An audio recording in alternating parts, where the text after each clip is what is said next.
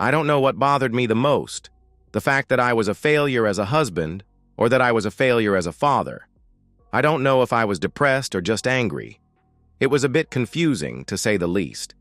I spent my whole life trying to make things better for my family, and all I ended up doing was providing them with things and money. That just doesn't work. It quickly became very apparent that my only function was to keep the well full. I loved my wife, and I loved my children. Please note that that was all past tense. I have my own business, Enterprise Welding Associates. Terry Martin and I grew up together. We were best pals from grade school on up. Terry and I started the company right after we finished trade school, and it grew faster than we ever imagined. So technically, I should say that we have our own business. A few years later, both of us married our high school sweethearts. Life was good. For the first 15 years or so, everything was great. The company was doing well. Terry and I were both pulling down nice salaries, and we had over 30 full-time employees. Terry and his wife, Myra, had 3 sons. Allison and I had twins, a boy and a girl. We both had modest-sized McMansions. We enjoyed dining out, nice vacations, and expensive cars. Terry and I were very business-orientated. The business came first. We figured out early on that it was important to keep our customers happy and our employees happy. A third of our best workers were ex-cons. We had hired them directly out of the prison trade school. In 8 years, only 2 of the ex-con workers turned out to be a problem, and it was quickly taken care of by the other cons. They had it good and were not going to let any deadbeats screw things up for them. We supported several community programs and even sponsored a softball team. Unfortunately, my home life was not fair as well. Somehow or another, my wife became socially active with several progressive causes. I wasn't nuts about it, but she let me do my thing, so I let her do hers. Politics had never been a part of our family, but all of a sudden we started to have talks about current events and political things that were happening. I tried my best to avoid such discussions, but it was to no avail. The more I tuned her out or ignored her, the more determined she became. It was as if CNN and Fox News were playing at the same time. I started trying to avoid her, but it was difficult. As my wife and I became more distant, so did my children and I. I had tried for years to get my son Jacob interested in some type of activity. I didn't care if it was sports, hiking, or hunting and fishing. All he wanted to do was play video games and, as I discovered later, enjoy a bit of marijuana now and then. All of my efforts were rejected, and finally my wife told me to just leave him alone and mind my own business. I would have put up more of a fight, but my son was smirking at me as she said it. My daughter Jordan was a clone of her mother. She used to be Daddy's little angel, but now she didn't even seem to recognize me as her father at all. I couldn't begin to count all the piercings that she had. Even though she was on birth control, it didn't keep her from getting the clap twice.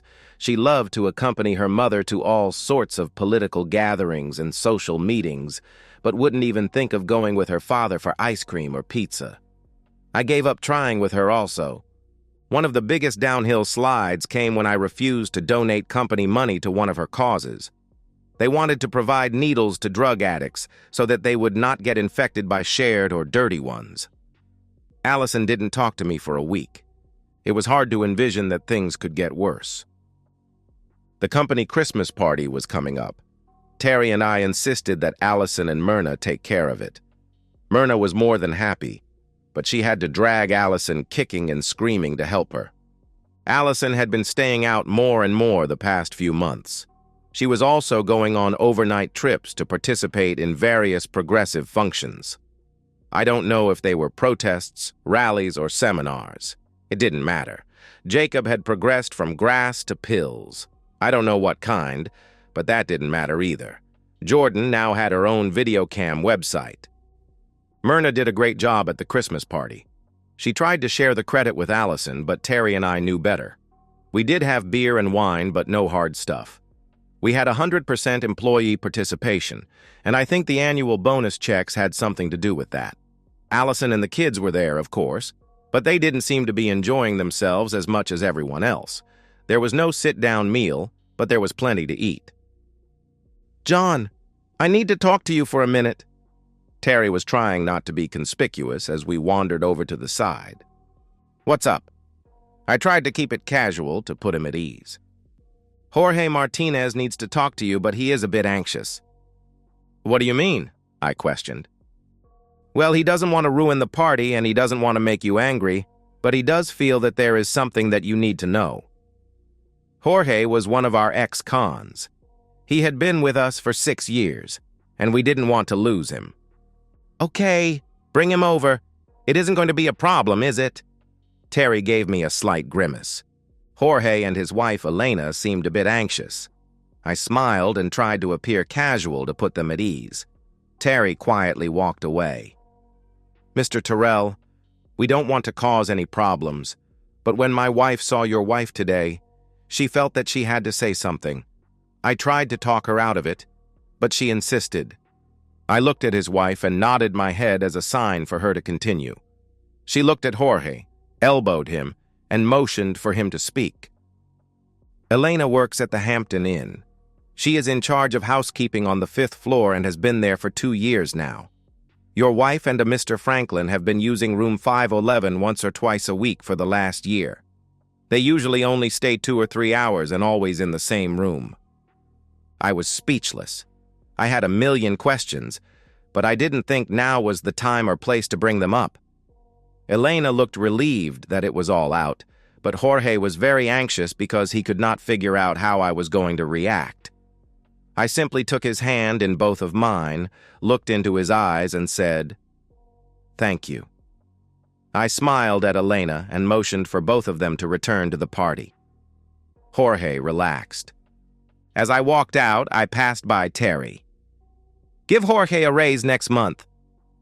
Kyle Franklin ran the parking authority for the city. I didn't know him well, but I did know that he was a civil servant for almost 20 years. He had aspirations to someday run for mayor. He was married to Nora Franklin, who owned one of the top real estate firms in the county. She was a good-looking woman and liked to put her ads on the side of the city buses. I wonder if she got a special rate. I got a royal chewing out from my wife that evening for leaving the party early. The kids were not too happy either. I just smiled and went back to my reading. Mickey Spillane was still good reading after 70 years. On Monday morning, I was waiting comfortably in the Franklin real estate office for Nora Franklin to arrive. The secretary had a pot of hot coffee going, and I brought the big kill with me.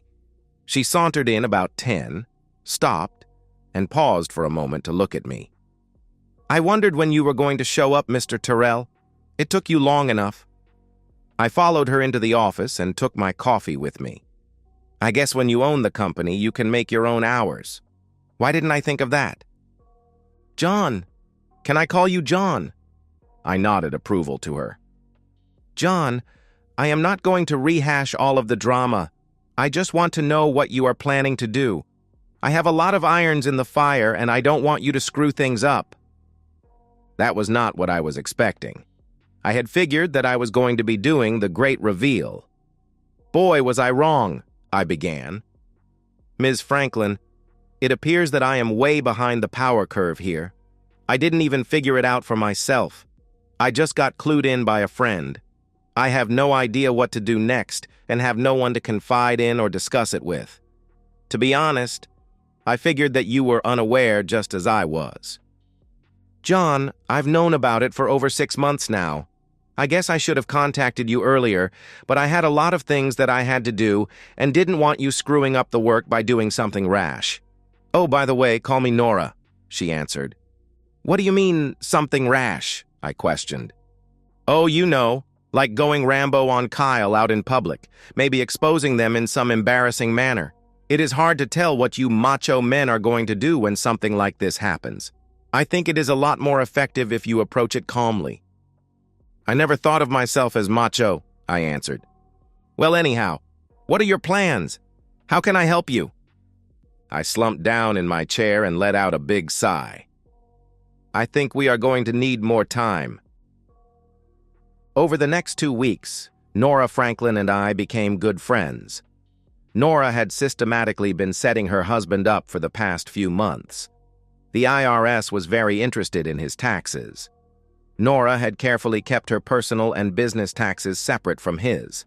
The state's attorney's office was looking into the way he was redirecting state funds meant for roads and transportation into other nondescript projects. The city was checking into his use of city funds for motel rentals and restaurant bills. What made it really interesting is that she was able to get all of them to cooperate in their investigations, so that they would all come together at nearly the same time.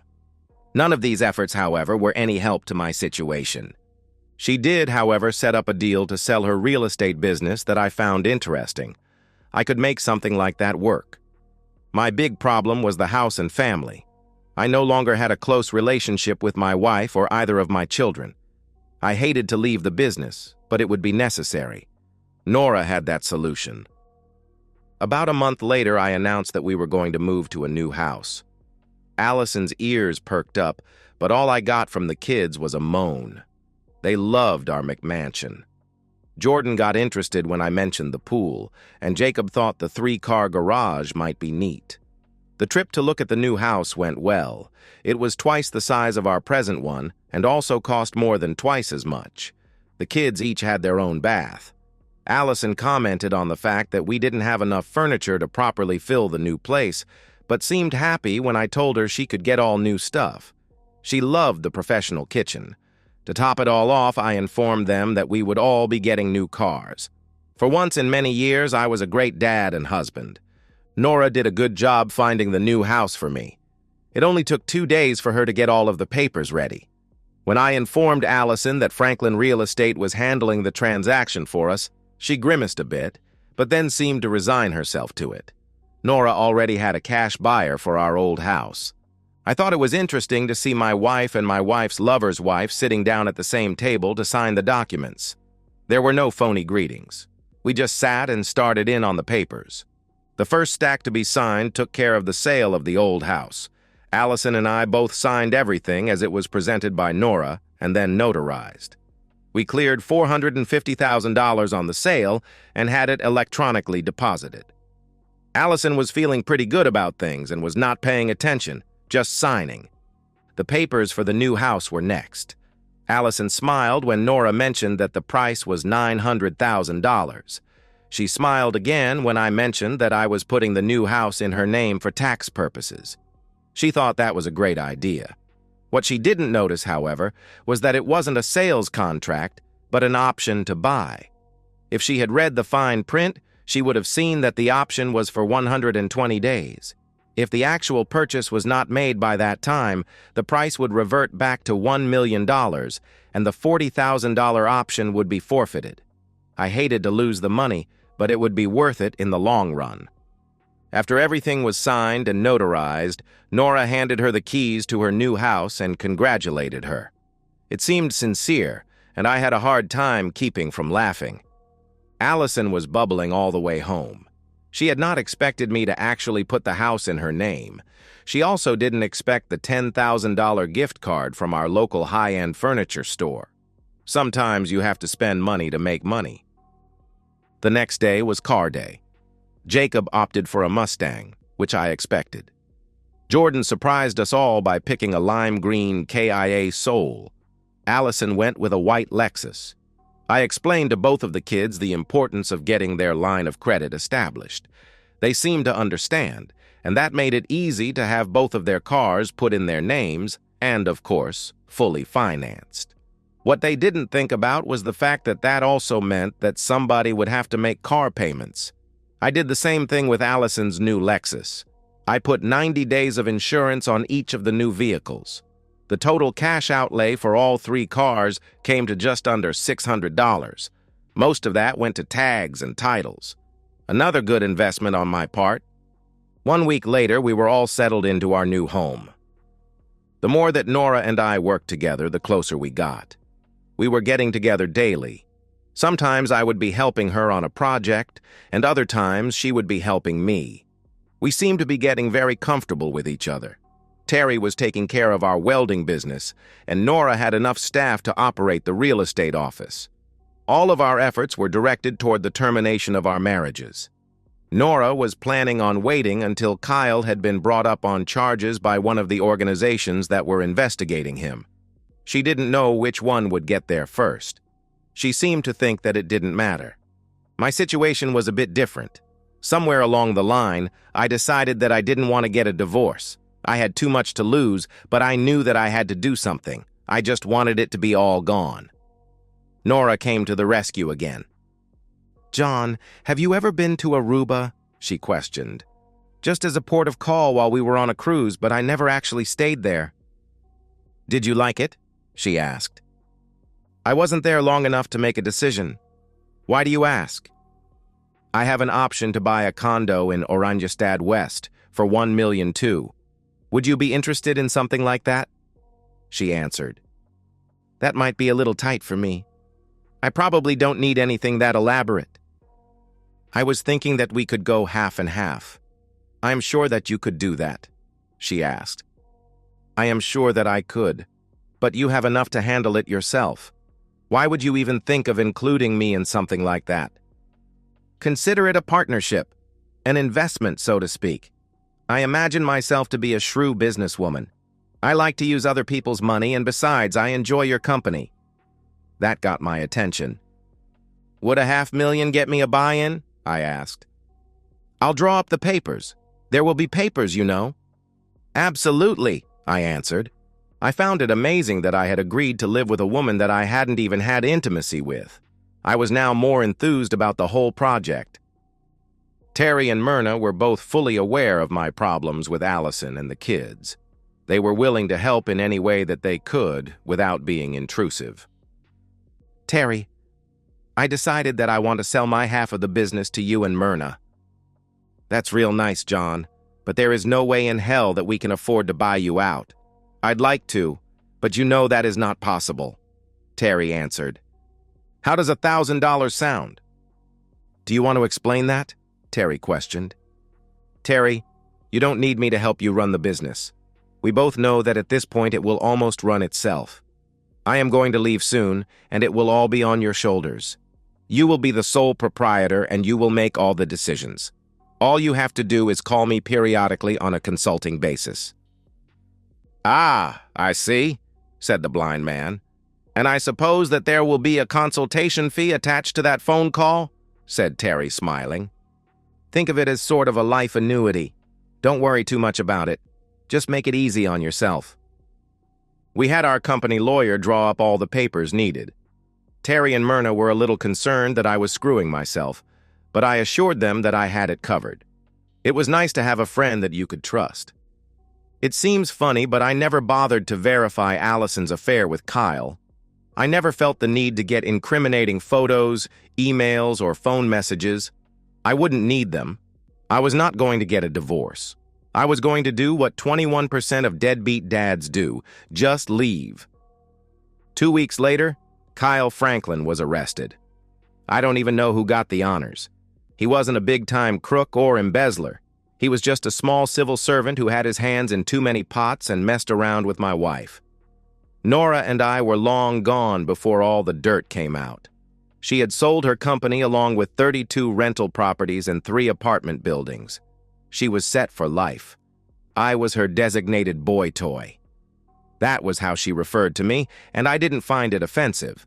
We did get to consummate our relationship after arriving in Aruba, but never did go through any kind of courting phase. It was like it was all agreed to beforehand. I did not miss my kids. Does that make me a bad dad? Under the circumstances, I do not think so. I did not miss my wife.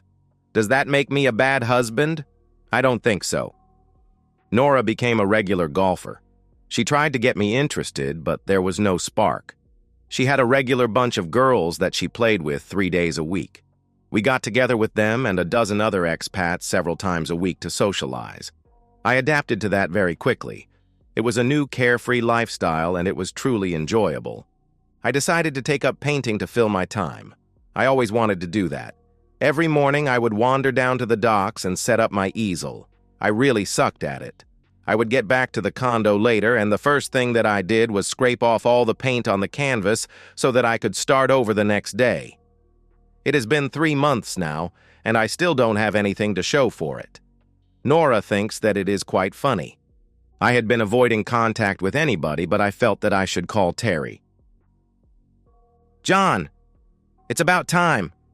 I was beginning to give up on you. Are you settled in yet?" he asked. Settled in and feeling better than ever. It was the best decision that I ever made. For the next 10 minutes, we chatted about my new life in Aruba with Nora. I had no trouble convincing Terry to bring Myrna down for a week or two. The business was doing well. Terry apologized for not forwarding any consultation checks, but I neglected to give him an address or a bank account number. I didn't need the money anyway. "Terry, I hate to bring it up, but can you update me on the status of my wife and family?" I questioned. "I don't know everything, but I'll give what I can. Things don't seem to be going well without you.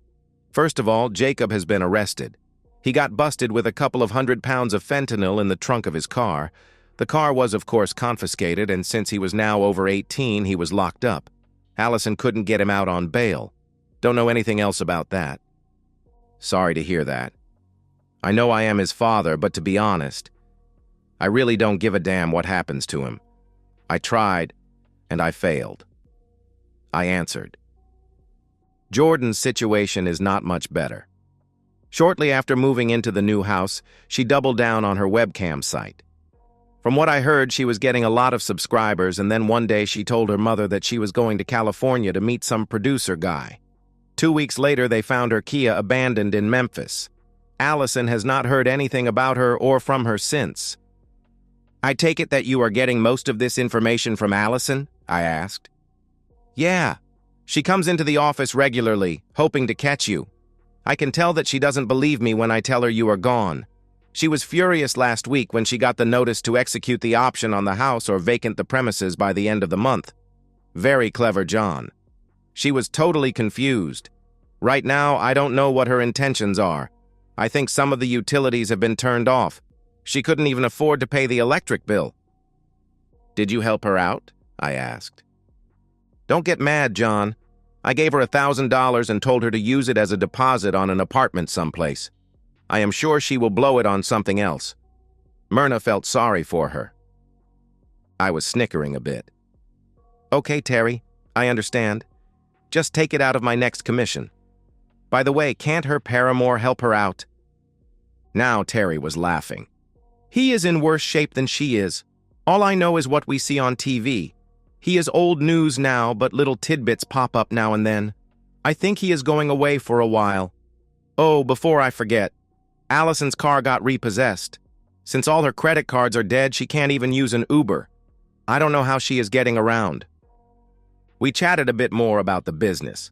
Tentative plans were made for their upcoming Aruba vacation. It was a good talk. I signed up for an online painting course with some guy in the UK. 2 months later, one of the guys at the marina asked me to paint a picture of his sailboat. Nora is worried that I might cut my ear off. Life goes on. And so, we've reached the end of today's story. Was it what you expected, or did it take a twist you didn't see coming? I'm curious to hear your thoughts. Share them in the comments below, and let's get a conversation going. If this story kept you hooked, make sure to hit that like button. And if you're new here or just haven't subscribed yet, now's the perfect time to join our community. I bring you fresh, captivating stories every day, so click that subscribe button and turn on notifications so you never miss out. Thanks for watching, and I'll see you in the next one.